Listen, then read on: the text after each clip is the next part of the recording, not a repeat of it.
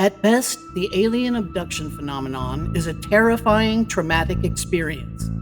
At its worst, well, we think they sometimes take people and don't put them back. I lost my mother and brother to this trauma. He murdered her, then killed himself. These women are being used as human incubators, with all their children stolen away into the night. A 6-foot-tall entity of blue-white light paralyzed me, then bent down and said into my ear, "Hi, Steve." It knew my name. We hear gruesome stories of experiments and dissections. Imagine dying on a metal table while paralyzed, surrounded by alien faces. It's a real horror story. Hi, everyone, and welcome back to another episode of Abductions 101, UFOs and the Paranormal Connection. I'm your co-host, Leslie Shaw. And I'm Stephen Shaw, and we'd like to invite you to listen to our inaugural 2025 broadcast. We realize that, people, because we're kind of new, that people may not know about us, who we are, what our motivations were, where we came from. So we thought we'd spend this time as an introduction of ourselves and our theories. Right. I have a degree in animation from the California Institute of the Arts, and I've spent the last 20 years as a journalist for a newspaper. And Stephen, Yes. I was a cabinet maker for most part of my early years, and then I joined the military. I did 6 years in the military, in the Navy, from 80 to 86. I studied and taught Tai Chi for over 23 years. I became a master and taught Tai Chi and Qigong. And I became an acupuncturist and also a Chinese medical doctor. Did that for 20 years. And I've been a lifelong musician, orchestral level, on a couple different instruments. Mm-hmm. And that has been very instrumental in my life and my upbringing. Okay. Very clever, my dear. I forgot to mention I minored in college in ancient art history, which has come in very handy in the writing of this book, I must say. Yeah, and also, too, you had a degree in animation, too, right? Yes. Yeah. She tends to not talk about herself enough too much. Yes, I was an artist for the first half of my life, and then clicked over into being a writer. Kind of late in life, I took up writing as a career. But made the switch, and I've been the journalist for about the last 20 years or so. Yes. Mm-hmm. Art is wonderful. And we're both UFO experiencers, and Stephen and his family were victims of the alien abduction phenomenon for maybe, we think, going back many generations. Yes, about 4 at this point. That, I haven't done the whole ancestry and me thing yet, so I know for 4 generations, going back to at least Germany and England. And as I've said before you many times, that at the age of 3, I was told about this family spirit guide we had called O'Glegly. And about the age of 3, actually at the age of 3, I would be visited in the middle of the night by this 2-legged being that would jump on my stomach and my chest, playfully. It was invisible, right? Yes, invisible, of course. Thanks for reminding me that. And it was not menacing. I just chalked it up to something, that I had heard about. So at the age of, let's say around 7, was when I saw what I call the garden gnomes. And these literally looked like garden gnomes. It was, again, in the middle of the night. I was sleeping in the top of a bunk bed.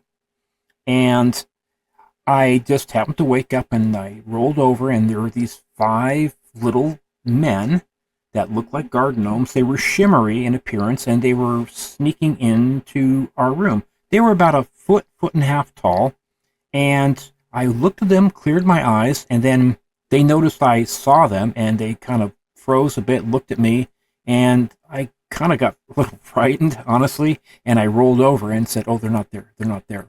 And this, that only happened once to me, but my brother, when he turned my same age, because he was sleeping on the bottom of the bunk bed, he started at the age of about 6 or 7. It was in that area there. He started sleeping in the closet. And I asked, and he did that for 2 years. Your bedroom closet, right? The bedroom closet, yes. And I said, "Philip, why are you sleeping in the closet?" He said, "Well, I'm afraid of the little men that come at night." And because I had seen the little man, I knew what he was referring to. And so I didn't, criticize him. I said, okay, well, I understand why you're doing that. And we grew up in a family that really didn't talk about this stuff very much. My parents both came from wartime England as children, so they were no-nonsense people. But, I grew up in a family that, we had, like, as an example, my mom was an automatic writer, and I'll get to that in a second. But I wanted to talk about the episode when I was 9 years old, when I was awakened and I heard some sounds in the house that I didn't recognize. I thought you said 8 or 9, right? It was 8 or 9, yes. Somewhere pretty young, though. It was right there. And I knew it wasn't a dog, so I got out of the bunk bed and I started walking on the hallway. There was a little light in the kitchen that was in front of me, so I could see where I was going, but I remember vividly that my heart was really pounding, and I felt my pulse racing, and I was awake. I was definitely not sleepwalking, and I was literally afraid of what I was going to see. And before I got to the end of the hallway, I just blacked out. And the next thing I remember is waking up in the top of the bunk bed, not having any memory of what happened in between. Hours later, right? Yeah. I'd like to put in at this point that this shimmery quality to memory that the whole family kind of describes, I believe that's a sign of memory tampering. We don't really subscribe to the fact that gnomes exist. We think that the gnomes don't exist, but that somehow the memory are being tampered with in the family. And they frequently describe it as this kind of shimmery quality, and I think that's a sign of memory tampering. Yeah, when you think of little kids, you don't want to show their real faces. Yeah. Number one, because it would be too scary, and there's the level of understanding that you have. Like, for instance, a 30-year-old's brain has had more experience than an 8-year-old's brain. So, what would seem to be more of a less menacing appearance would be something like a garden gnome. And, I've heard a lot of alien abduction accounts where people have kind of vague memories of the account. They remember little dribs and drabs and bits and pieces of the abduction. But when it comes to remembering the face of their abductors, frequently the memory is altered somehow. Like, they'll remember them as gnomes, in this case, sometimes owls. Yes, that's a common one. Stephen's mother remembered seeing them one time as shimmery Chinese people dressed in Chinese regalia and dancing around. So, again, she described the memory as shimmery. That was 1988, yes. Yeah. But anyway, getting back to my mom, the automatic writer, she picked me up from school, from elementary school. What is writing? Tell us what automatic writing is. Automatic writing is when you get a feeling or you feel compelled, or you get a sense that you need to sit down and literally go into a mild trance, and you just start writing, sometimes with the non-dominant hand, definitely not in your own handwriting, sometimes even like my grandmother did, in 2 different languages. One was like in Arabic, and she didn't speak Arabic. A language she didn't know. Right, exactly. Again, it was Old Glegly, this being. This family spirit guide, right? So anyways, I remember when I was 9 years old, my mom picked me up from school, and she was just crying her eyes out. And I said, Mommy, what's wrong? She said, well, my mother just died. And I said, well, how do you know that? She's in England, right? Because, I knew, because I spent the summer there when I was 7 years old. So I knew they lived in northern England. And she said, well, I got this feeling, and I had to write. And O'Glegley told me that my mom had fallen down some cobblestone stairs and had just died. And I said, well, did you get a phone call? She said, no, I told you. It was O'Glegley. So when my dad came home from work, she told my dad. My dad knew the whole thing about O'Glegley. Of course. Again, he was a no-nonsense guy, having been a Bobby in England and then being the RAF when he was like 18 to 20. So, again, nice guy, but, no nonsense. And so we waited, says, okay, well, it may be true, maybe not. So about a day later, we got the phone call from England saying that, yes, your mom, unfortunately, your mom took a fall down some cobblestone stairs and she died from a hip fracture and the complications. Yeah, and official word had arrived. Official word, yeah. She did the same thing a few years later when my grandfather died, and then also when Uncle Clifford. So we knew this automatic writing thing was real, and I tried it when I was about 16, and I didn't like it. It just made me feel just too weird. So I do my writing through music. Quite frankly, I just get a feeling that I need to write.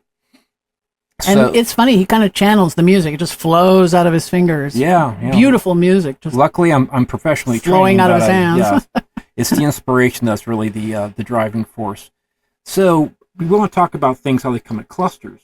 Well, first, if you would tell us about your first UFO experience, because that was in between these two incidents. That. Yeah. Yeah, when I was 11 years of age, it was 9 o'clock, 9:30 at night, and I was just walking from the kitchen past the front door. And their front door had a big glass window in it. Yeah. Mm-hmm.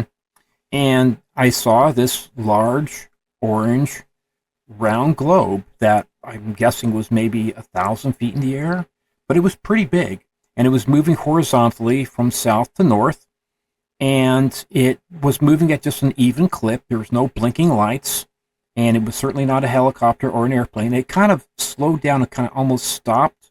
And then it continued going to the north. And I just watched it kind of like, I'm trying to figure out what it was, and I figured out what it wasn't. So the next day I called Griffith Park Observatory, because we lived in Woodland Hills, California at the time, and I said, I just called and asked the guys over there, said, did you guys see anything unusual or like a UFO in my direction? They said, well, they blew him off. He said, young man, our telescopes aren't aimed in that direction. So it was, that whole area was kind of a hot spot in the 70s and the 80s. Wasn't a big Rocketdyne there or something, you said? Yes, I remember vividly when I was in my in the 1960s that they would test their rockets, whether it be the Saturn V's or whatever they were working on, the Gemini project. And it was probably maybe 15, 20 miles away. But you would to the north of you, to where in the direction the UFO was heading. Yeah, it was, the sound was just, you definitely knew they were testing their rockets. It was, but that kind of stopped in the 70s. They had done their testing that they needed to do, but yeah, we don't know what else was going on at the Rocketdyne plant that may or may not have interested the aliens. Right. So by the time 1979 rolled around, I was still 18 years of age, and my father, my sister, and myself were living in the Fallbrook house, and we were in the process of building that house you've been to in Sonora, California. Yeah, so they were half the family was up there and half the family was down there. Frequently, they would take turns being up there and down there, and so we were doing the do-it-yourself stuff way before it became a popular thing. when we built house, we meant that we built the house. Okay. Well, his father was a contractor, so he was a cabinet maker first, then became a contractor. Yes. Yeah. So anyways, my mom and my brother were living up there, taking care of the house, and he was going to school. And so they were 350 miles apart. And then you, your sister, and your father were staying at the Southern Cal house. My father and I were running the cabinet making business ourselves. So anyways, there's this cluster of 5 things that happened in January of 1979. The first one was at breakfast time. My dad came in and said, Stephen, my closet doors opened and closed on me last night. And I just brushed it off, saying, okay, Dad, that, yeah, it was interesting dream, Dad, right? Yeah. So they blew it off, a little. Yeah. So the next night, at this point, I was studying Tai Chi with my teacher, and I was very much into Paramahansa Yogananda's teachings, like autobiography of a yogi and his metaphysical meditations. So anyways, I was reading his metaphysical meditations, and I thought, Dad might find this really interesting. So I went out of my room and went to the living room and said, Dad, you should really read some of this stuff, right? So I gave him the book, went back to reading another book, and he came back into my room about a half an hour later with this puzzled look on his face, and he said, Stephen, I'm hearing a silver bell in the wall. I said, okay, Dad.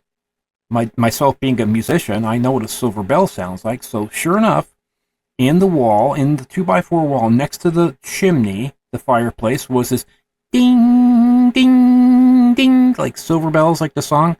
And it was clear as day. And we looked up the flue, and we were looking at each other, where is that coming from? So we got my sister, who was 13 at the time, who kind of didn't really want to have much to do with all this stuff. And first thing she said when she came to the room was like, where's that bell coming from? And so she could hear it even before she came all the way into the room. And so we did the same thing. We banged on the wall, looked up the chimney, looked at each other, thinking, like, what the heck is going on? And it went on for a good 10 minutes, and then it stopped.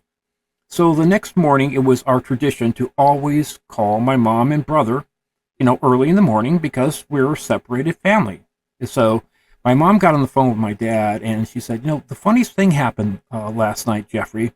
About 9 o'clock at night, I heard this bell and I was sitting next to the phone, so I thought it was the phone ringing. So she picked the phone and there was this voice on the other side that said something to the effect of, "I am the invisible on Beachy." Now, it could have been old Glegley. But anyway, so I thought, well, that's really weird. We still don't know what that means, right, exactly. So I got my brother Philip on, who was 6 years younger than me. And I said, "Philip, did the phone ring last night?" He said, "No, I did not hear the phone ring, but I was in the room and I saw Mom pick up the phone and she was trying to have a conversation with somebody on the phone." This is 350 miles apart and experiencing the same thing at the same exact time. Yeah. Okay. So the next night, I was sleeping in my bedroom. I was no longer using the upper bunk. I was using the bottom. And I was awakened by this very distinct whizzing sound in the air, like a whoosh, whoosh, whoosh. And I thought, well, I turned over and I could kind of see down the hallway and I didn't see a fan on. I thought, well, maybe it was a bug or something like that. So I decided to try and go back to sleep, rolled on my left-hand side, and then the base of the bed, from the foot of the bed, there was two gentle pushes. Push, push.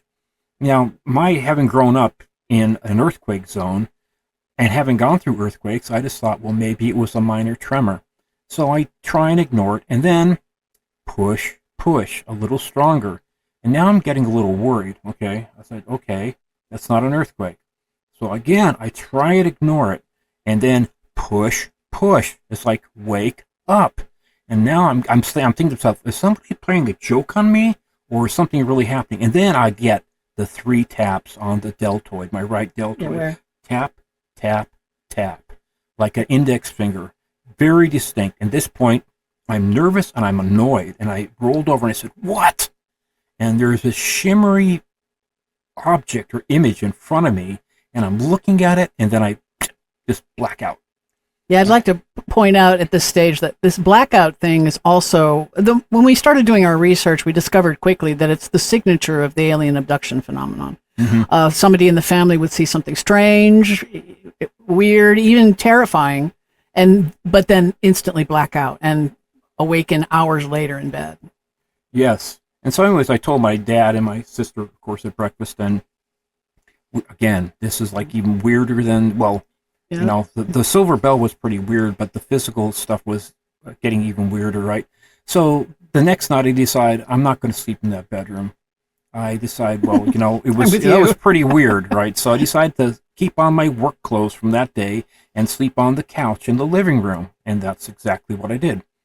Now, I woke the next morning about 5:30. Again, this is January, so it's dark. And I looked at my piano, think about what music I was going to play that day, and I listened to the fountain in the other room, and I was very relaxed, sleeping, face up, and so I could move if I wanted to, but it's too early, so I'm not going to get up. And from now, so behind me was the front door, which is 25 feet behind me, and I'm alert, I'm awake, and this being, tall, blue-white in color, about 6.5 feet tall, skinny, just comes through the door and just glides over to me, crossing the 25 feet in about 1.5 to 2 seconds. And the whole room fills with this light. Yes, the whole room, it brought in this intense blue-white light with it. And it stopped on my right-hand side, and the whole right side of my body, basically like turning off the nervous system. I had my right eye was already open, but I couldn't close it if I wanted to. Effectively, I really couldn't even move my left side. So anyways, I'm thinking in my head, I'm thinking, I'm going to see old Glegley that several people in the family had seen, and actually old Glegley had saved one person's life that I know of for sure. But the other half of me is saying, dude, you can't move. You can't do anything if you wanted to. And this being, it bent down to my right side, to my ear, and whispered into my ear, which I want for the audience to be clear about this, not in my head, but from an external source, said, "Hi, Steve." Like it whispered your name, right? Yes, it was very distinct. I couldn't tell whether it was male or female, but it definitely knew my name, and it whispered in my ear. And at this point, I'm trying to look at his face. I kind of got the idea of the shape of the face and the shape of the being, but I couldn't I couldn't see the eyes. And then after about 5 seconds, it unbent and went back out the way it came and was gone. And then I blacked out. So I told my dad about it, my sister, and at this point we're getting, a little bit more than worried. So anyway, so we went to work because we had to make a living, right? So 11:30 rolls around, and my dad and I are both getting hungry, so I decided I'll go get some lunch for us. So I reached into my right-hand side pocket of the clothes I'd been wearing, and I pulled out the coins that I had. Standard American coins, and they're all magnetized. That's the only way I can portray it correctly is that I could pick up the coins by the edge, by the face. It didn't matter. So could my dad. He could pick up the coins too. They weren't sticky or anything like that. They were just magnetic. And also the nails. I had a couple of 6-penny nails in my pocket too from the day before, and they were all magnetic. You could pick up the coins with the nails with the coins with coins. And this was 6 hours after. And nails can easily be magnetized, but not coins. Coins are specifically designed to not be magnetic so that they can go into vending machines. So as we further looked into it, I had a close encounter of the 5th kind because I had physical alterations and I had direct physical contact. Yeah. And also, too, I have that missing time. So the last event that happened, which happened the next night, I decided to go back to sleep in the original bedroom. Why not? Yeah. What else? Where am I going to sleep in a different house? So I went into my bedroom, and this event I have no recollection of. This is my dad. My dad was awakened again in the middle of the night, and our bedrooms were separated by a hallway, so I could see his doorway, he could see mine. So anyways, his door was open. He saw this wall of blue-white light that was outside and going into my bedroom. And his being an ex-cop, what's all this then type of, Monty Python type thing, And he said, I'm going to get up and find out what's going on. Because, being the eldest son, he wants to find out what's happened to his son. And as he was getting out of bed, this voice in his head told him telepathically, Jeffrey, just go back to sleep. Nothing to see here. Everything's okay. Steven is fine. And he went back to sleep. And I have absolutely no recollection of that. I have, whether I was abducted, probably was, or was definitely being tampered with. It was years later we found that I did have an implant in my right deltoid. That was in 2013. Exactly where he was tapped by the finger, on his shoulder. That's a whole different thing. Yeah, that's a whole other kettle of fish. And then, did you want to tell about how we kind of knew what we were dealing with Philip in 1982? Yes. Oh, for one thing, that these incidents frequently do come in clusters. There was Stephen's 5 he just related to you, and then Philip had his own 3 a few years later. He was living at the Sonora house, and his bedroom window faced a drop-off of about 20 feet down to a creek. Yes. And then on the other side of the creek, a hill rose steeply covered in trees. So there were no roads or houses back there. But he awoke in the middle of the night to these 2 bright white lights shining into his bedroom window. So if it was something like a craft outside his window, it would have had to have been up in the air some 25, 30 feet. So these lights, he stares at them for a second, trying to figure out what they are, but then he blacks out and wakes up again hours later, back in bed, or still in bed, I should say. Still in bed, yes. Mm-hmm. Then the next night, he was laying down in bed to go to sleep, and he heard this weird scrabbling sound on the floor, and he reached down to pet the cat that he thought it was, right? He figured it was the cat. So he reaches down, and instead of a cat, this hand grabs his wrist, this cold, clammy hand, right? And he feels this thrill of terror and adrenaline, but then still blacks out immediately. And then again, wakes up the next day in bed like nothing had happened, but hours later. Mm-hmm. And then the third night, we weren't sure, he wasn't sure if it was 3 consecutive or if there was a day in between, but he thought it was 3 consecutive. And then that third night, he wakes up in the middle of the night and looks over at his bedroom door, and there's a tall gray alien standing there. Skinny, 6.5 feet tall. With big black eyes and the overly large head, just the typical gray alien that people draw. And that was the first time we realized who we were dealing with. A lot of this bizarre phenomenon happening with the family connected to this Old Glegley character. Now we know what Old Glegley is. Old Glegley is the tall gray alien handler for the Shaw family. So what did Philip tell you? Did he tell you that they kind of like locked eyes, or what happened? Yeah, they locked eyes with it for in just a moment. They had a moment of staring at each other and then blacks out again, that blackout. And, you know, I was very suspicious of Jeffrey just willing to go back to sleep after he sees this blue-white wall of light and hears an alien voice in his head. What, is he going to just trust the alien voice that says his child is fine, you know? I don't think he would have. I think he would have stormed down the hallway. But I think they have an ability to dampen people's consciousness and put them under. Yeah, they obviously use some form of telepathy. And just to remind the audience that telepathy is the most direct way of communicating that, and of course, like using sign language. Yeah, it's basically writing like English language is like 5 or 6 steps away from it's more sophisticated than telepathy. That also explains why the Greys are able to communicate with. Doesn't matter whether you're in Zimbabwe or whether you're in California. They're not learning 10 or 10,000 different languages. They're actually, and we know that this now from PET scans and MRIs that that basically telepathy is. The way memories are laid down is basically through chemical pathways, and it has to do with pictures. Right. There is a psychic connection to the UFO phenomenon, and it has been recently proven medically, where Luis Elizondo in his new book, Imminent, talks about it. We read that. Yeah. I mean, we knew. Stephen has a very psychic family, and we knew for a long time that there is a psychic connection to this phenomenon. No question. Also, people I would talk to, I would interview other abductees and find that, and I'm a psychic healer, or I'm a medium. There, a lot of people who are abduction victims, I think, are also psychic people. And then this was proven in that they did MRIs on the brains of abductees and determined that they have the same kind of brains like people with ESP have and remote viewers have. So what's the part of the brain again, dear? It's called the parahippocampal gyrus. It surrounds the hippocampus, and the hippocampus, we know, is the area in which you lay down long-term memories, but it's also, they found that long-term memories are encoded with chemicals that produce emotion.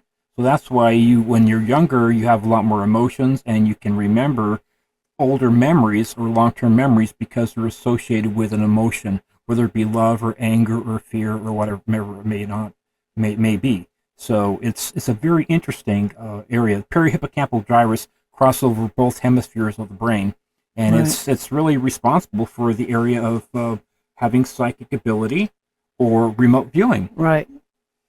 And the Kundalini practices that Stephen and I did when we were first getting together, we started doing, Stephen had been doing Tai Chi all his life, which is like a moving meditation that does open the chakras, and he'd been able to astral project for most of his adult life because of that. And as a kid, too. And as a kid. But then I also became able to do it once we started doing the Kundalini raising techniques and the chakra opening techniques.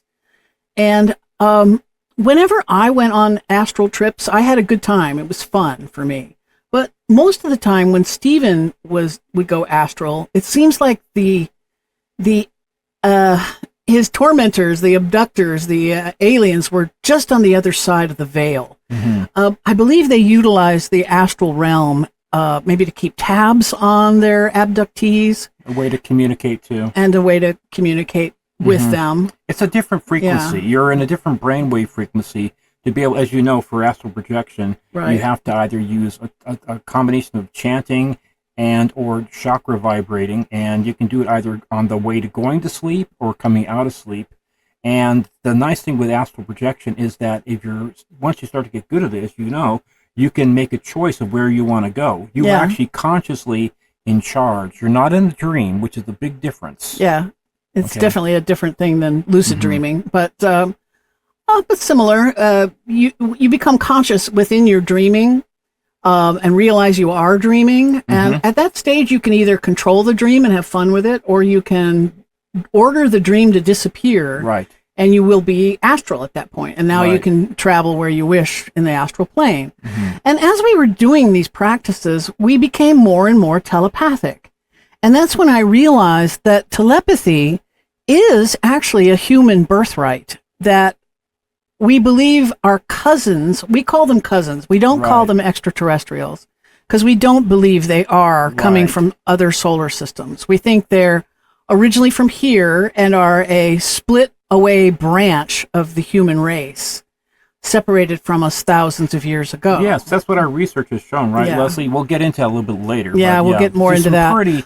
Pretty definitive data there that shows what we're talking about. But I wanted to say that this telepathy thing, we think that they have it because they are us, but they haven't let the birthright atrophy like we have, like just the regular populace has. Yeah. But when we do the work, when we open the chakras, the abilities start to appear. And so that's why we believe they can be telepathic with us, is they have the same kind of brains that we have. Right. And also, too, we'll get into the whole breeding program, too. Indeed. The reason why and how it's so easy for them. Also, the necessity, we'll get into that, too. Yeah. Right? But in the meantime, let's finish up with our UFO backgrounds. And Stephen was going to tell you about his motorcycle experience. Oh, yeah. Because this is where he really started his own research. Yeah, there are a few things happening between that, but the real crux of the matter for me, I'd already become an acupuncturist. I was practicing, right? You were 31, you said, right? I was 31, yeah. I became an acupuncturist at the age of 30. So anyway, sorry. I was married to my ex-wife at the time in, again, Woodland Hills. We were living in a condo, second story of a condo, in this nice enclosed, condominium complex. And there was this really nice, good-sized pool down below us. And my wife was a school teacher, and she was getting ready to go to school. She would always wake up very early. It took her a long time to get ready to go to school. And I was working as an acupuncturist, and I was having a long drive every morning to go to work. So I was staying in bed, and I was just trying to drift back off to sleep, and I heard this distinctive sound of a Harley Davidson being revved. Yes, downstairs in the area downstairs by the pool. And again, this is like January. But there's no street access to the pool, right? January of 1992. At 5:30 in the morning? Yes. It was a gated community, and so I just got up and I went over to the window and said, ready to yell at this person. I was like, what the hell are you doing? A Harley Davidson, at that time of the morning on a work day, and there was nothing there. So I went back to sleep and said, well, that was really odd. And I was trying to go back to sleep. I wasn't asleep at all, and then it happened again. And this time it was even louder, and I was going to get out of bed, but I thought, I was about ready to get out of bed, and then all these beings just appear in my room. Again, they're kind of shimmery. I'm awake, and I'm in bed, laying face up, and some are men, some are women. There are a couple different animals, and they were kind of menacing. They didn't make any sound. It was soundless, but like a couple of them were like trying to hold me down. But again, it wasn't sleep paralysis. I could move if I wanted to, but I was like in shock. And it went on for, it seemed like about a minute. And I was thinking, am I losing my mind? Because then it just disappeared. And then I got up and I thought, then I had to go to work, right? So I actually saw a psychic that like a day or two after that, and got some. I think she said you may be dealing with alien abduction, right? Yes. So I think you're right, lady. At that point, I said, okay, yeah, right. But by the same token, I decided, you know what? This whole O'Glegley thing and things I heard from my uncle, from my dad, from my grandparents, from my mom, from different people, I said this wasn't adding up. Am I seeing a UFO and that kind of thing? So I started doing my own research back in 1991. That's when I actually started my research into the subject.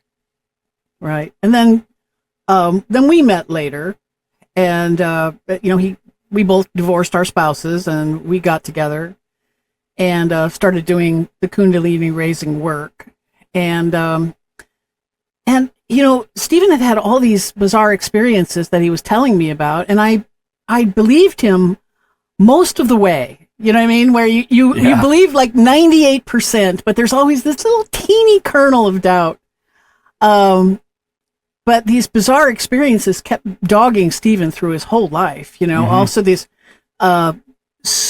where he'd be ready to drift off to sleep, and something loud knock would happen behind his head. Yeah, it was always in a set of three, almost always like knock, knock, knock. Just sleep disturbances, and I wasn't even asleep. It's just like getting to the state where you're going to be going to sleep, but it's just it's like awake. Your mind is in a different frequency. It's like most people are listening to one frequency and only really experience one or maybe two frequencies. Other people can listen to several different frequencies, and it has to do with your brain waves. As far as if you're right now, once we're doing this podcast, we're basically functioning at 40 cycles per second as far as our brainwave activity. But on going towards sleep, it's quite different. Tai Chi, it's about 8 to 11. When you're going into a deep sleep, it's between 2 and 4, and the whole receptivity of the brain changes. That's why you don't see a yogi isn't going to be able to go into astral project while he's talking on a podcast. It doesn't work that way. Yeah, but then he has to get into the mental but I can frequency. I can tell you the experiences I've had that the old teachings are real. We haven't even touched upon those. Yeah, it's like I found out that chi energy is real, and actually to the what the yogis experience is actually real. Yeah, and as Steve taught me Tai Chi, as a novice, I wasn't feeling any energy, but then as I began doing the practices, sure enough, you could start to feel Tai Chi energy as a palpable ball of warm energy. My original teacher hit me with a brush knee and push from 6 feet away and knocked me over when I was 19 years old. Physically touching him. Not even touching me. And it wasn't even done on purpose. It's just he was a little bit upset. Yeah. Because of, some people had dropped out of the class. So, yeah, and I've done the same thing myself. But I've also experienced what Paramahansa would call having one pure thought. And when it was on December 26th, 1982. Again, after I'd been reading his book, and I was sleeping. That guy's trouble. Yeah. Paramahansa is a real thing, and he's dead now, but I just really enjoyed his teaching. So I did his Christmas meditation at 11:30 at night, and then went to sleep. I was sleeping on the floor at that time. I still had my military duty I was doing. I was reserve duty at that point.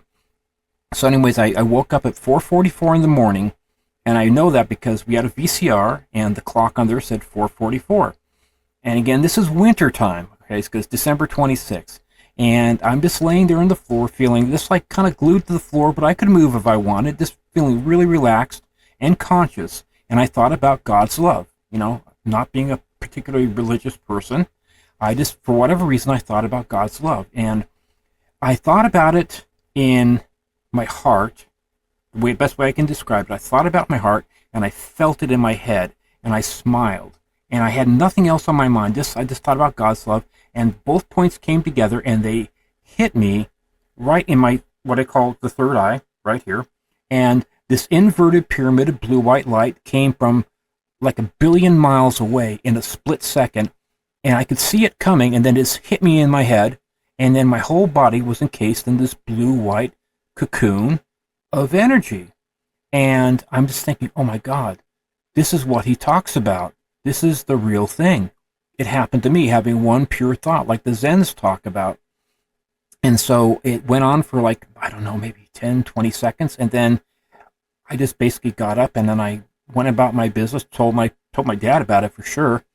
And, at that point I was thinking, I've got a choice. You got a choice, Stephen. You can either ditch the United States and ditch your military duty and go to Tibet and become a monk or something equivalent to that, and actually learn how to do this stuff on a regular basis. Dive into that world. Dive into it. Because, it happened to me just by a combination of things. My physical health, my youth, my doing Tai Chi, all the things I was doing, the teachings turned out to be true. And the funny thing is that 6 months later, my dad and I were driving to a job site, and I was reading through a Psychology Today magazine. And in the back, they had all these advertisements, right? So this particular one had an advertisement showing a man laying on a stone tablet, face up, with this multi-layered, inverted pyramid of energy hitting him in his third eye, I kid you not, and his whole body was encased in this cocoon. Just like it happened And to you. it said, the caption was, "You can achieve enlightenment through the Rosicrucians." And I was not a Rosicrucian, okay? Nothing against them, but I wasn't a Rosicrucian. So I showed my dad, and I told my dad, said, but whoever drew that has had this similar experience. I said, Dad, remember I told you?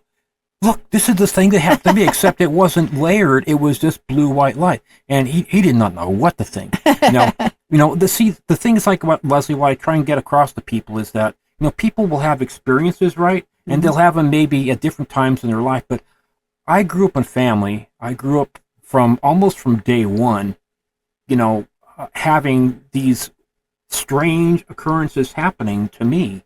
And I grew up in a family that we just accepted it. And I didn't really tell very many people about it. Especially when you're a child, they're either going to think that you're living in a haunted house, right. Either you're crazy, or you're just plain lying. Your whole family was kind of like that. It was difficult to pull this information out of the family. We had to it's almost like pulling teeth. They were rather reticent to talk about it. But we did sit down at one point and had kind of a family meeting and dug a lot of the information that we have for the book out of the family, And speaking of Doug, in fact, that's the other thing. Uncle Doug. I did go gloss over the point of how O'Glegley would save people's lives. We think they prey on families, but also protect those families. Yes, and in this case, we know that O'Glegley intervened to protect Doug. Yeah, he was in Ceylon, which is now today Sri Lanka, when he was in the Royal Air Force. He was obviously a very young man. He was a pilot. This is just post World War II. Mm-hmm. And he was awakened by this tall, skinny, 6.5 foot tall, black figure that was wearing a hat, and woke him up in the middle of the night. He was sleeping in one of these multi-man tents on a cot, and this like 40-man tent, right, 40-man tent, right. And this being said, "Douglas, you need to get up right now. You are going to be attacked by rebels, and you may be killed." Describe the being.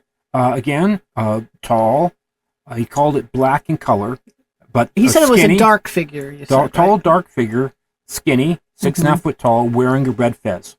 Okay, for whatever reason, it was wearing a red fez this time. I have no idea. That's Tunisian, so they're a totally different part of the world. So, anyways, he knew about O'Glegley. He had heard about O'Glegley, so he paid attention. He got up, and then the figure was gone. Figure just disappeared. So he got out of the tent, and about a minute and a half later, a raiding party came through with machetes and with guns, and several of the officers were killed. And he recounted this story to me a couple times when I was a young man. And as evidence, as far as how seriously he took this, my uncle became a very wealthy man, by the way, too. He was married to my mom's older sister, so he was a Griffiths. So he wasn't even a Shaw or a Rowe or even a Newman. But he was related to the family, okay? He was instrumental, apparently.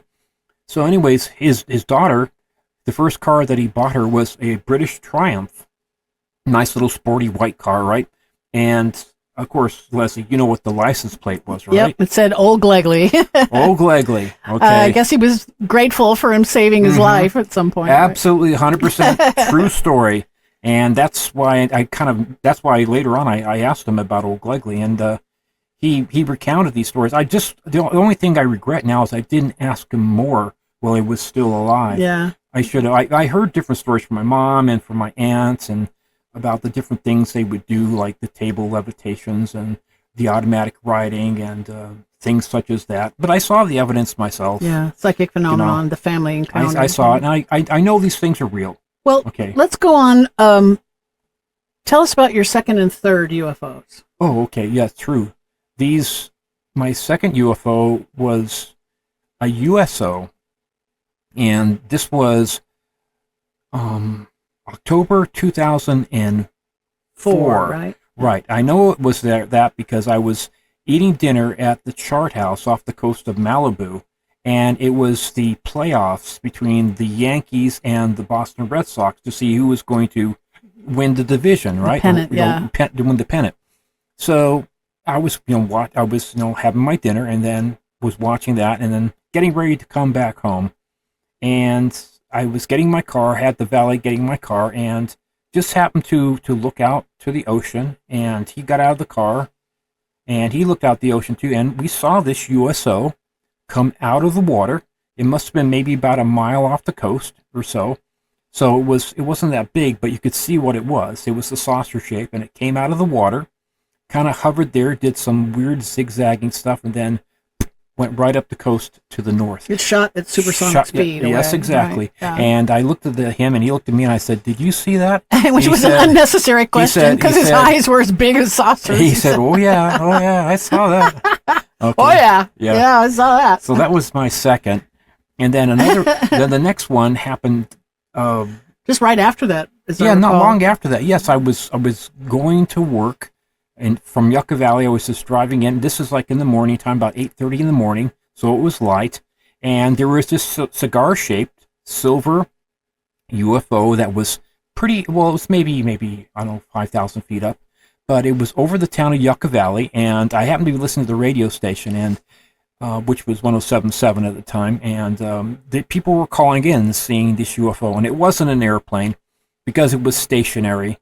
Okay, and it didn't have wings. Cigar shaped. Okay, and it was cigar shaped. Yeah. Okay, so that was my third. And then my first UFO happened pretty quickly after that as well. Yes. And all this time I believed him, like I said, but I had this little tiny kernel of doubt. You didn't completely believe me. I know, like 98% I believed him, and I'm a dutiful wife, but there was always that little kernel of doubt, and then there it was. I was getting jealous. I hadn't seen anything, and I really wanted to see something. And then finally... Careful about what you asked for. Yeah, really. It was January of 2005. We were coming back at night from an art meeting a club that we were in. Yeah. And we were driving from 29 Palms to Yucca Valley through Joshua Tree on Highway 62 at night. I was driving, and he was in shotgun, and... I was looking up through the windshield and I saw this bright white light in the sky, a round white light, and it was about twice the size and brightness of, say, Venus. Yeah, that's about right. And it was moving kind of slowly, and I thought to myself at first, maybe it's a plane flying into Palm Springs Airport.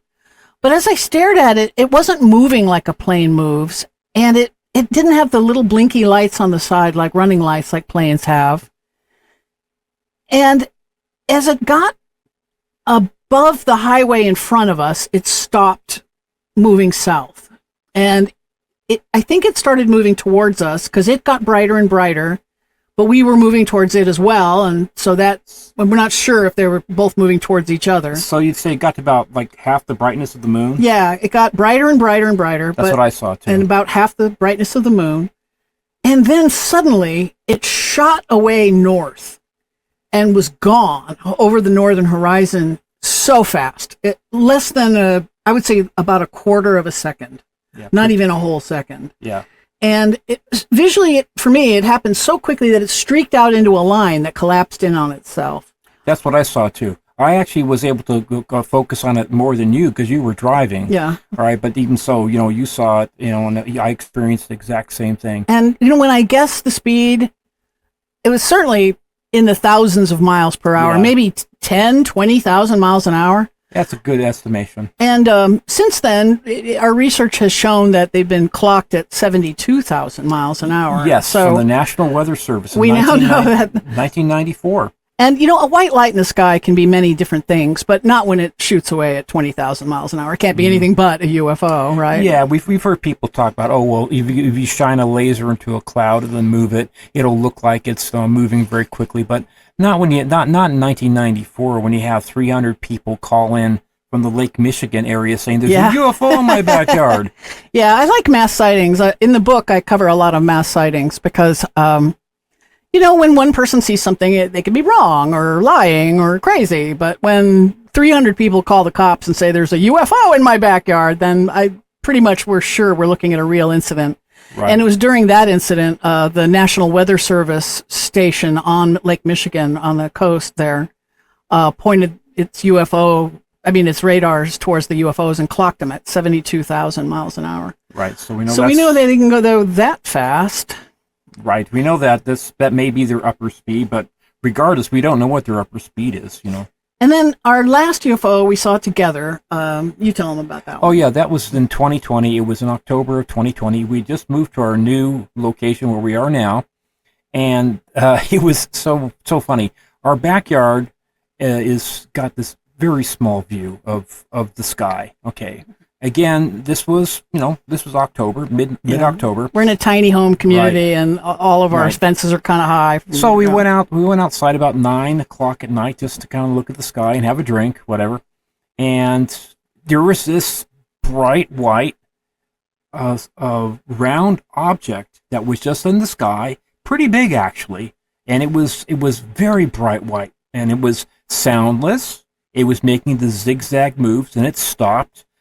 We kind of looked at it. I was thinking, should I get my camera or something? But I didn't want to lose sight of it. And it is kind of like right there. And then it shot off to the north. And again, and it was, for me, it was pretty big. And for me, it was a fantastic sighting, because for me, it's almost like you're saying, hey, Stephen, we know where you moved to, and we're just saying hi. So I experienced it like that. I said, what were the chances that it would be right there in that exact little small spot? In the air, in the sky that we could see, and it was not a drone. It wasn't a flashlight or anything like that. This thing was really, and we weren't the only ones that saw it. Yeah. The people that were just a little bit further down on where we live, another couple that used to live here, they also saw it the same night at the same time. Okay. So we started. At that point, after I'd seen my first one, I started doing more research, and our research took on I started helping with it for one thing, and and Stephen had been doing it for years, but I started helping, and I'm a journalist, right? We're good at research, and so the research started moving along at more of a clip after that, and about 20 years later, we finally decided to write the book. Right? Yeah, exactly. We had the means and the opportunity to do it, and we're glad we did it now, because I think we deal with some of the unanswered questions and a lot of the facts that people don't actually know that really proves our point. We started doing our research, we quickly noticed that the UFO facts and UFO theories were not lining up. That's for sure. The theories at the time were that these beings are coming here from distant star systems. And the little gray ones are from over there, and the tall ones are from over there, and the Nordic aliens are from over here, and the insectoids and the reptoids, they're all from different star systems. The Zeta Reticuli being the grays, like that, the tall whites. And we started thinking that this couldn't be true. For one thing, we discovered many incidents where the grays and the Nordics are working together, or the tall grays and the reptiloids are working together. Mm-hmm. And or the Nordics and the little grays are working together on the same ship, So I started thinking, well, they're not different species if they're working together like this on each other's ships, Right. And also there was the number of sightings is the really strange too. There are 10,000 sightings per year every year, going back many, many years. And we know that reporting is only at about 10%. So really, there are more like 100,000 sightings every single year. And as pervasive as the phenomenon is now in our modern day, we can also track it going back thousands of years, maybe. So the phenomenon is here and has always been here. It seemed like that doesn't sound like people visiting, right? That sounds to me a lot more like residency, like permanent residency. And then, of course, we started investigating the stories from the Native Americans, talking about the Star Brothers or the Ant People, and how those stories go back thousands of years. And we started watching what UFOs are actually doing. They're frequently seen flying up out of our world. They're seen flying up out of lakes, or up out of the ocean, or up out of a mountain, or a side of a mountain will open up and UFOs will fly in and out of it. out of mesas, out of ridges, out of the earth, essentially. And seen so often that it was starting to strain credulity that they could be visiting. It really was starting to look like they weren't. Right, and then so you started to apply things like Occam's razor to the whole phenomena, right? What's more likely, right? What's more likely? And then there's the evidence from Admiral Byrd and the Nordic aliens. Nordic aliens are indistinguishable from Scandinavian humans. They're pale, blonde-haired, blue-eyed, green-eyed, and tall. Very tall, generally tall. And and these are the ones that seem to be doing the meetings with the Nordic aliens met with Admiral Byrd, we believe, and the Nordic aliens are the ones that met with Eisenhower eventually. So it seems to us like the Nordic aliens are the ones in charge, and they look exactly like humans. There's also the Valiant Thor evidence. Valiant Thor was this a spaceship landed in Virginia. I've forgotten the year now, but 1953 or 54, somewhere there. Somewhere, yeah. And he gets out of his spaceship and he says, "Take me to your leader," essentially, and they take him to the Pentagon. And he's supposed to reside there for 3 years as a consultant. Now, Valiant Thor claimed to be an alien from Venus, which we now know is impossible. Yeah, because Venus can't support life. That's disinformation, yes. So that's a lie. And Valiant Thor was a red-haired Caucasian man. Tall, pale. He looks just like your typical... He's a human, yeah. FBI agent with red hair. And yeah, there's like 1 or 2 pictures of him that exist. And yeah, even that movie was based upon the day the Earth stood still. Yeah, kind of like on the Nordic alien kind of theory, right, Yeah. So let's go into the observable characteristics of UFOs. Oh, that's important information. People need to know that. It really is. One of the things, people sometimes ask, well, am I sure it was a UFO? If you observed any of these characteristics we're about to tell you, then it can't be anything but a UFO. Especially in a cluster, like if it meets several of them, then it's even more so. Yeah, even more so. So if you see a light taking off at 20,000 miles an hour, supersonic, instantaneous speeds, you're looking at a UFO. If you're seeing them making these zigzaggy full speed turns at G-forces that would kill a human, then that's another indicator. They're soundless too, right? They're usually silent. The exception is sometimes people report a low-frequency humming sound that is more felt than heard. And that's a sign you're too close. Yes, you might be in danger of sometimes people get electromagnetic radiation burns who get too close to UFOs. And then they can cloak. I've had testimony from people where they disappear right in front of them. They have transmedium capabilities. They can go from space to air to ocean, from ocean to air to space without slowing down, without any trouble at all. And also no visible means of propulsion, too. Right. There's no propellers. There's no exhaust. There's no intakes. There's no wings. There's no reason the thing is airborne at all, right? Right, exactly. And they also do this thing where sometimes bigger UFOs will break apart and the individual pieces will fly off in different directions. Right, it's disassemble and reassemble. And then sometimes they're seen reassembling back together and flying off as one unit, Which is wild. Yeah, pretty wild. And another thing I've noticed is that there was a lot of testimony about people saying that they saw a UFO, but the UFO reacted to being seen. Right, that's the other thing, too. They'll see it, and they'll go, "Oh my God, a UFO!" And then the UFO stops in its tracks from the direction it was going and starts coming straight towards the person who thought this. It's like they can sense when they're being seen. Again, this psychic connection that we believe is there is evidenced by that. Right. And then we also to tell them about the cattle mutilations and the research we did on that. Right. Let's get into that when we tell them who they are. Okay, so we think that these beings are a branch of humanity that split away from us and went underground. We have a lot of stories in ancient stories about populations moving underground. Mm-hmm. And, we started to say, well, why? Why would a population want to move underground? And then we looked into something that I had studied in college. In college, I was looking into the possibility that the Great Flood really happened. There was a book by a man named Fraser, published in the 1800s, about his flood myths. He had tracked down 500 separate cultures around the world that had a flood myth, just like Noah's Ark, in their most ancient lore. And since that time, that's been a long time ago, but since that time, more have been discovered, and there's something like almost 1,200 separate cultures in the world, all around the planet, that have an ancient flood myth in their ancient stories. So right.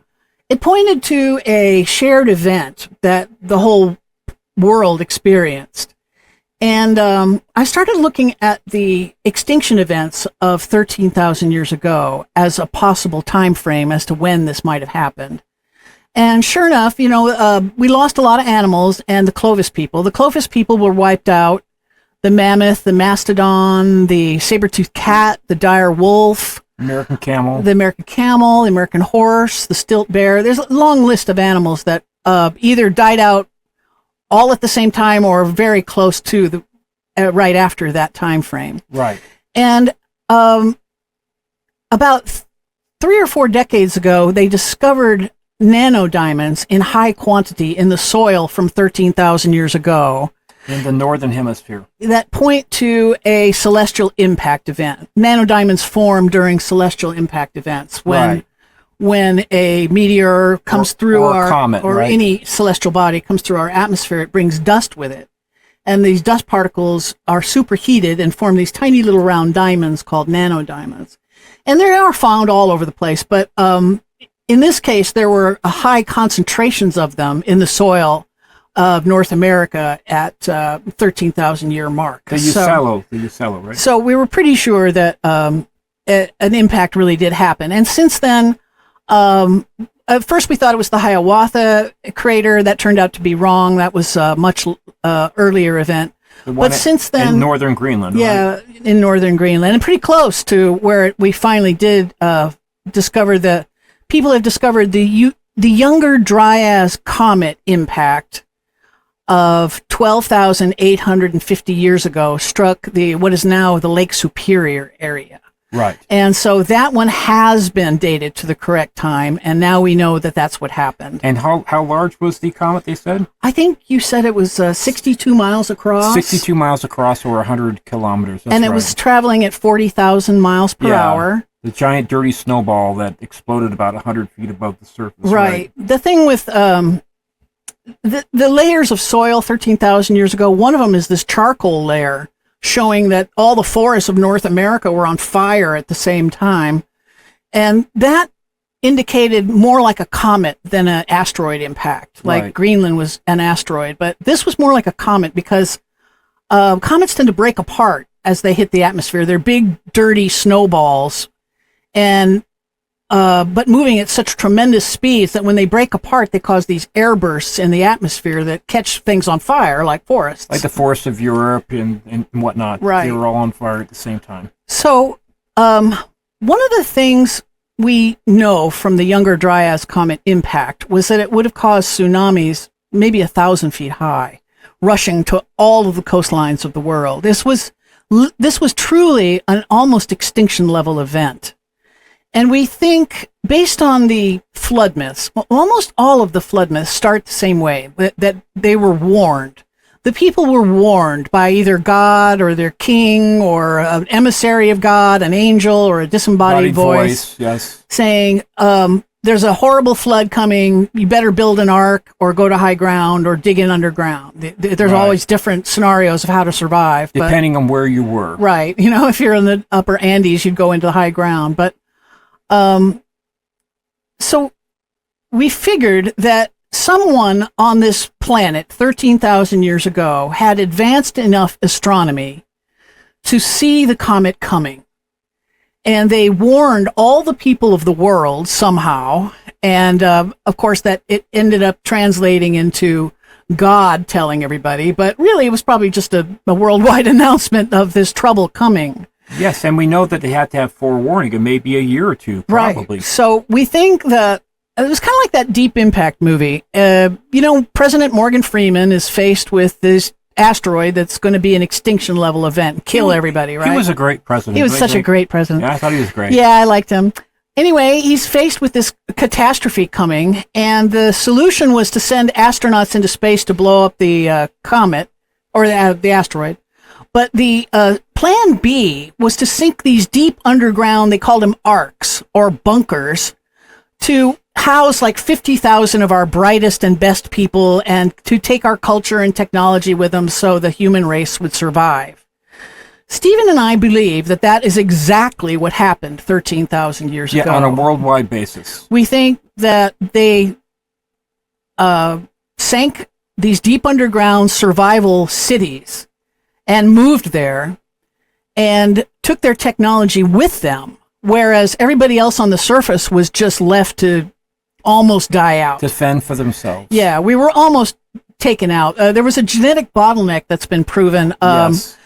At one point in our existence, we were reduced to a population of about 10,000 individuals. Right. And our entire population has regenerated from those 10,000 individuals. Yeah. But showing that at some point we were nearly wiped out. And we think this was the point, the time frame when it happened. So these people that went underground, they probably stayed underground. People ask us that. Well, if they went underground, why stay?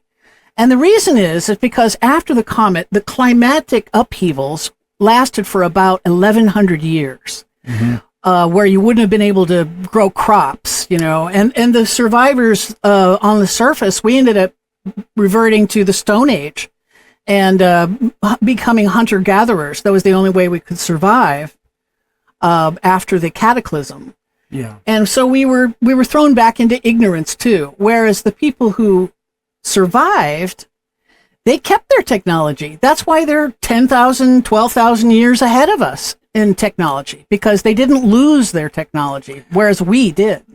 Yeah, and also to be found in our book, we devote a whole chapter to just how common that we know that these near extinction level events occur. They're not just like every few million years. They occur much more frequently. And also too, we also found just how, this is part of your research, just how long we've been Homo sapiens sapiens. Right. Which is another important fact too. Yeah, that's something that never made sense to me in my ancient art history studies was, we've been Homo sapiens sapien for at least 120,000 years. So we've been this intelligent for 120,000 years.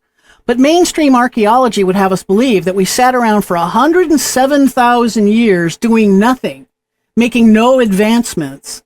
And then suddenly 13,000 years ago, we just get some gumption up and decide to invent the house, Never made any sense to me. Right. It doesn't sound like the human race to me. No. I mean, good or bad, we are an industrious, inventive people, and we're not going to just sit around not advancing in any way, So it seems clear that we advanced along like at a normal pace, then we were destroyed, thrown back into the Stone Age, and have had to restart over and reemerge since then. And of course, the stories end almost the same way too. Yes, almost all the flood myths end the same way.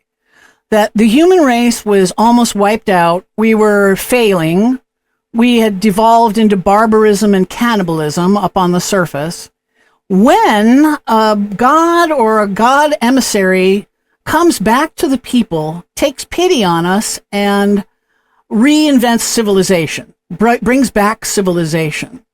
So we think that our cousins underground did exactly that. They saw us almost dying out, and they realized that they still need us. We think they still need us because of the abductions, right? Right. They're stealing DNA. Well, why? And why?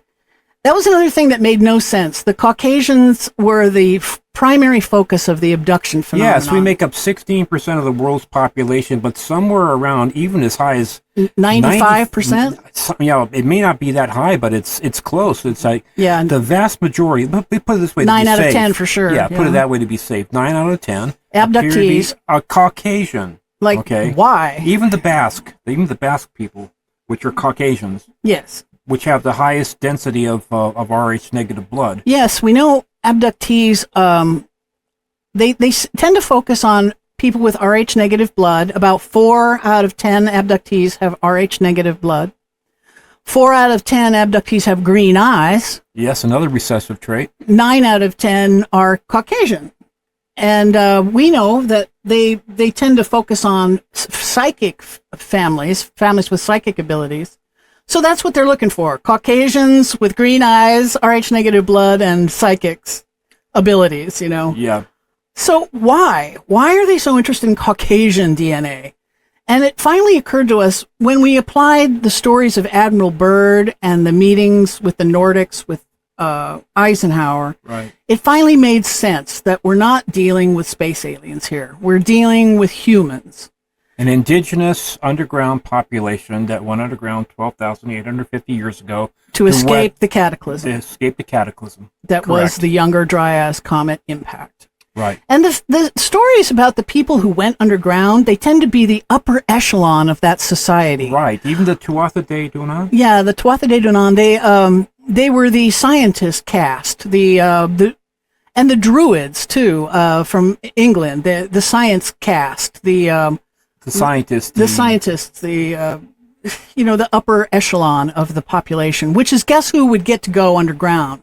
Right. It's always the haves and the have-nots again. The haves and the have-nots, right? Yes. Mm-hmm. So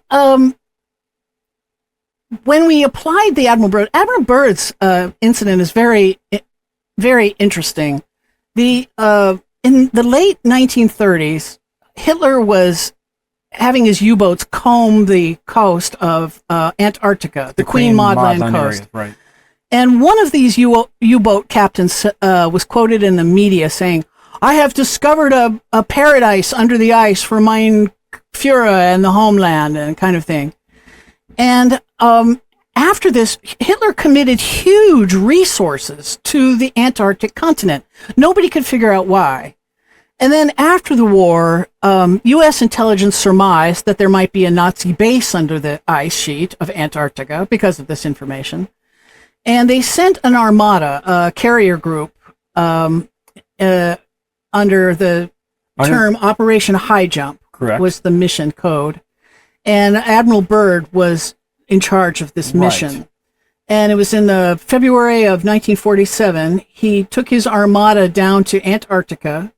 Operation High Jump was supposed to last 6 months, but he turned tail and ran back to the South American coast after only 2 months. And what we've discovered in a Nazi intelligence report, Russian intelligence report that aired on Russian TV. A documentary was made and aired on Russian TV in, I believe, 86. From this documentary, we learned that Operation High Jump was actually attacked by flying saucers that came up out of the ocean, shot some kind of ray at the boats, and downed half of his aircraft, the carrier-based aircraft, and then plunged back into the ocean. And we think that at that point, Admiral Byrd did not want to go back to Washington and say, yeah, I was attacked by flying saucers. I have no idea who they were or where they're coming from. But that's what happened. So I don't think he wanted to go back without having a little more information. So we think he got into his plane and flew over to the ice sheet, the Antarctic ice sheet. With a few, like with co-pilot. a crew, a small crew. And we have since heard that there is a huge hole in that area of Iceland in the ice sheet, big enough, like a football field size hole that you could fly a plane into. Especially the planes at that time on carriers, they weren't like the planes we have today. Yeah, they're smaller planes. They're much for sure. smaller planes. So at this point, we get to the Admiral Byrd's diary. He says he flew his plane over the ice sheet and went into an underground world. And his plane was flanked by flying saucers, and he was ordered to, he said that they were going to take over control of his plane. They told him they would. And sure enough, he lost control of the plane, and they landed it for him. He met with this guy called the Master, who was a human being, Nordic looking and sounding, Germanic, Nordic sounding man. Speech, yes, And he said, basically, you're in the underworld of the Ariani. We normally have nothing to do with you barbarians up on the surface, but we have to make an exception now because you've learned to crack the atom. And this is a power you can't control, that you shouldn't have. And he basically told him why they were going to start abducting people, although I think that was partly a lie. But he said, we'll protect the flower of your race from destruction. And so we think that they're talking about preserving the flower of our race by abducting people. And, we think they actually need our DNA. Yes, because they've been living underground for so long. Like I've always said, Leslie, you got to watch what they do, not what they say. Yeah. That gives it away, every single time. So then Admiral Byrd goes home to Washington. He's debriefed and muzzled. He doesn't say another word about this his whole life. But this posthumously released diary came out about this meeting. And from our data, we know that the UFOs are very interested or scared of our nukes. From the day one of the nuclear program, World War II, the Foo Fighters were following our planes and following our military. Everybody's military, the Japanese, the English, the Germans, everybody thought it was the other guy. Right, we thought it was a Nazi, technology, and they thought it was our technology. So, but then they started watching our nuclear bases. Every time there's a nuclear facility has anything to do with nukes, there'd be a UFO parked out front of it or near it, gathering data.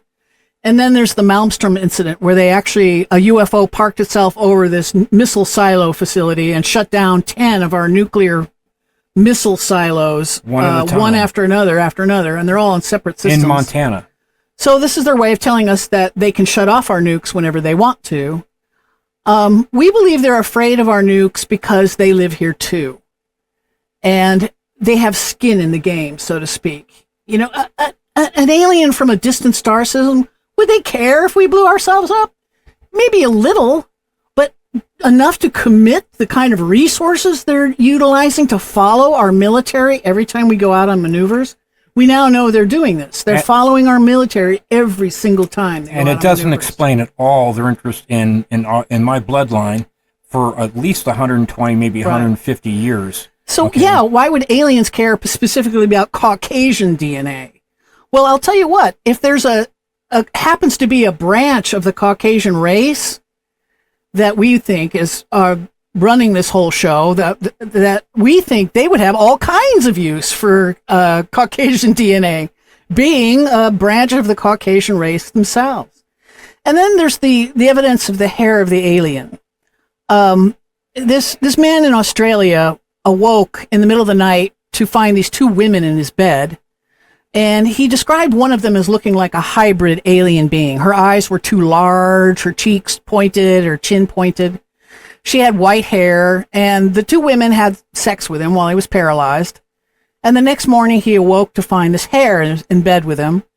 And he had the hair analyzed. And first of all, it was clear, perfectly clear, like fishing line. And there is no known human type of hair that is perfectly clear. Not even albinos? Not even. Not even albinos. Not even albinos. But this hair was perfectly clear like fishing line, but it tested genetically as human. A bizarre combination of human, like it was Basque and Gaelic and 1% Chinese. Mongolian part of China. A subset. A subset of the Chinese population. A very strange human combination of DNA, but human DNA. So what we're looking at here are mutants. They've mutated to where their hair is clear. Why? They're living underground. They don't need pigment in their hair to protect their hair any longer. So And it takes thousands of years for mutations like this to happen. So this proves our point that we're dealing with mutated human population. Right. And the Greys were a little bit on the fence on that, whether we discovered them when we went underground or whether they are humans that went underground a long time ago, maybe even before the 12,850 years. During one of the other extinction events, maybe. That have adapted and adopted. And because, when you think about it, if you have like a couple of generations that grew up underground, they look at the surface as being a dangerous place. They become literally like agoraphobes. A whole race of agoraphobes, right. yeah. So, the original people that went down there, probably there have been some people that would be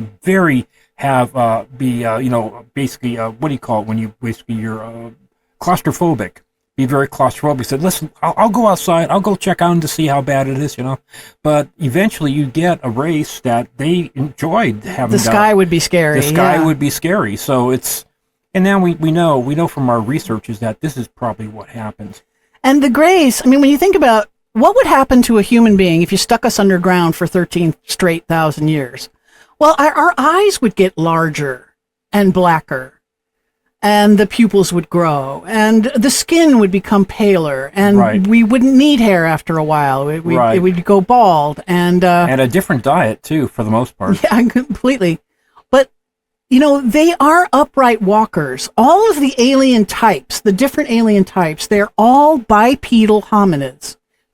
Every single one of them. They all have the same skeletal structure as we do. And, even our closest relative, the chimp, doesn't have the same skeletal structure we do. Who are upright walkers on this planet? I'll tell you who. Humans, aliens, and Bigfoot. And Bigfoot. That's about it. Everything else, nothing else walks perfectly upright. Not on 2 feet. Yeah. So we think that our cousins, the Nordic aliens, have no qualms about utilizing genetic engineering for their projects. And we think they either discovered the gray aliens at some point and are utilizing them as like a slave race that they genetically engineered to be docile. Has that ever happened before in human history? Yeah, we're good at making slaves, yes. And the Greys, the small Greys, they do tend to behave like automatons, like they don't have free will of their own. And they show no emotions, absolutely zero emotions, even if they're terrifying their victims. They don't seem to care, and they are never wondering what to do next. They never mill around, what's next? They're very goal-driven. And they use telepathy, too. And, of course, they're utilizing telepathy. We think that's further proof that these are a close relation to us. If they have the similar enough brains to be able to think to us and us to them. Synchronistic brains. We think that they're the same because they are the same. It's what they do. Watch what they do, not what they say. Again, always the same thing.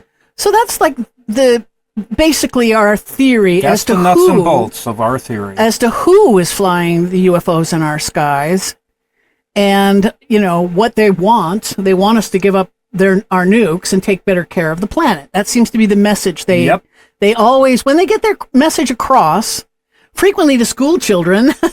Yeah, like the ones in Zimbabwe. And a couple other locations it's happened, where school children are exposed to aliens, and the aliens give them a message, but in pictures, in their minds, telling them, essentially take better care of the planet. It's the easiest and most direct way and why would they care? Why would they care? I'll tell you why. They live here.